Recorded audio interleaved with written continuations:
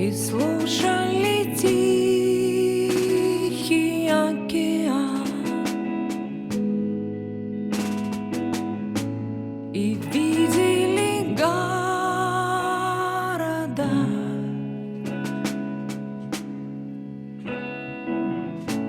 и верили в вечную любовь, и думали